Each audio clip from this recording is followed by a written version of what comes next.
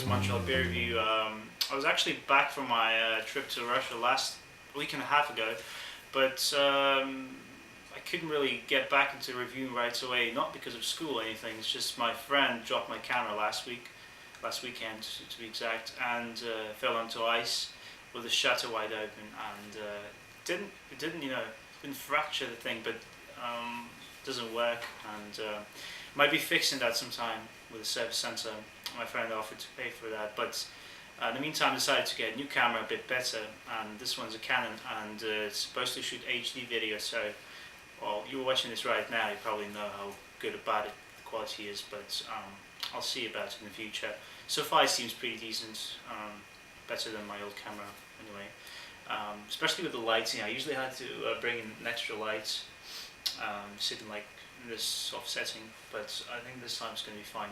Now the beer for today is the Brooklyn Lager from the Brooklyn Brewery in New York City, and it's episode 18 of my season 4, still 2 more beers to go after this one, and then there's a whole range of beers coming up. I'm still full in my storage. I have quite a few bottles of interesting beers I've never tried before. Now, Brooklyn Lager is a Vienna-style lager from Brooklyn Brewery. Some people say that this is a close competitor to Samuel Adams' Boston Lager, which is fine, Brooklyn and Boston Lager, and then they're both essentially the same style. Even though Beer Advocate classifies this as the American Amber Ale, but even an amber lager if that's possible, but either way, this is not your typical macro lager, that's for sure.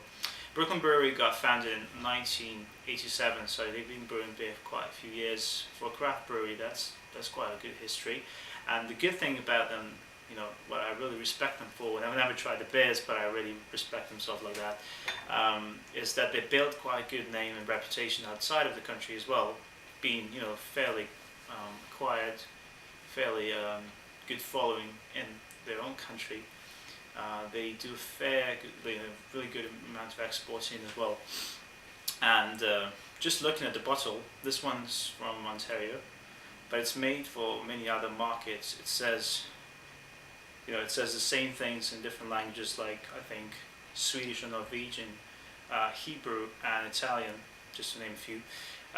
It's 5.2% ABV, and it's a standard 12 ouncer, 355 milliliters.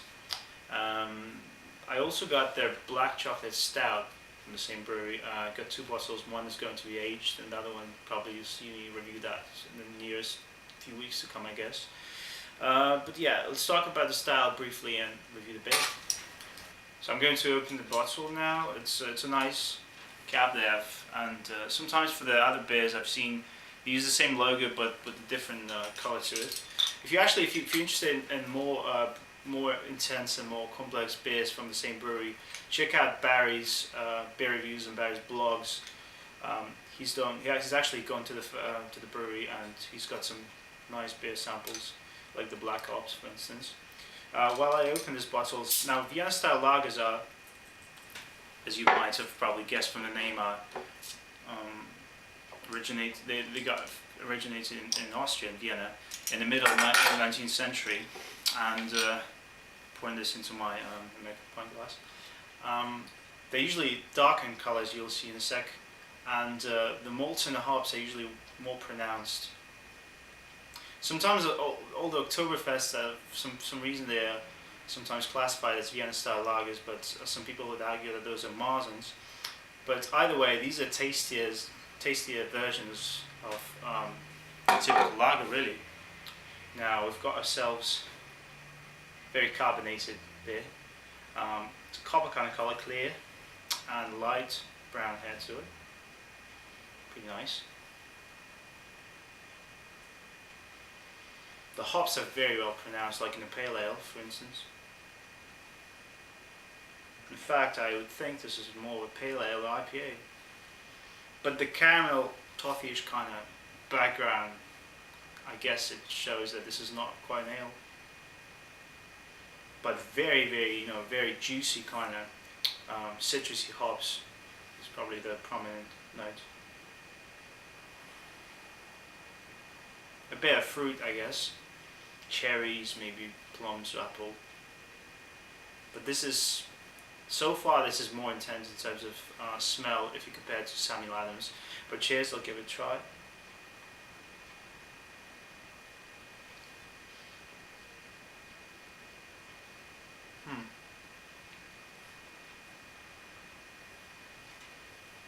Interesting. This is more of a. This is well different from the Samuel Adams, I think. Definitely a nice hot bite to it, first of all. Not very sweet. You do get a bit of that roastiness, maybe caramel at the back, but the sweetness is, moderate to say the least. You get that grainy kind of mouthfeel you get in your average kind of standard lager, but the hops, the hoppiness is what gives away the difference, I guess. And then the finish is dry and bitter, with a bit of that citrusy hoppiness as well. Light to medium body, nothing big in the mouth. Very crisp, fairly carbonated, as I've said. But yeah, if you give this to someone that's just used to, average macro lager, they would never guess that this is lager. Now let's read the label of the bottle actually. Amber gold with a malty body and a floral hop character. Brooklyn Lager is a revival of Brooklyn's pre-prohibition all malt beers. This is the brewery's first and best-selling beer. Brooklyn Lager is brewed only with malted barley, hops and water and yeast. It will taste best before the freshness date indicated, which is June this year. Please write us to visit the brewery, Saturdays noon to 5 p.m, blah blah blah. Just says the address of the brewery, sorry. It says the pre-prohibition beer. Certainly tastes very different from, even from Samuel Adams, to be exact. I think Samuel Adams is a tad sweeter than this. The time I had Samuel Adams was quite a few months ago, so I can't quite recall how it tasted like. But right, so I've quite enjoyed this beer. It's a very good Vienna-style lager. It's got a very good hop bite to it, especially for lager. Fairly good malty base as well, like that bready kind of graininess, with a little hint of fruit, maybe plum or pear or apple. Especially you get some notes in the finish as well. The finish is nice with some lingering hoppiness as well. The beer is slightly sour though. There's nothing bad though. I'm thinking I would prefer this was a bit sweeter. Looking at other Vienna-style lagers I've had, they tend to be just a tad sweeter, but either way this is a very good beer. I'm not going to say this is better than Samuel Smith. I think they're about the same. Maybe Sam Smith's is a bit sweet as well, but I can't really recall what it tasted like exactly. And I gave that a 9 out of 10. Maybe that wasn't too fair, maybe it deserved an 8. But I'm going to give it an 8 out of 10 for Brooklyn Lager. Very good beer. Certainly I'd prefer this over any pale lager anytime.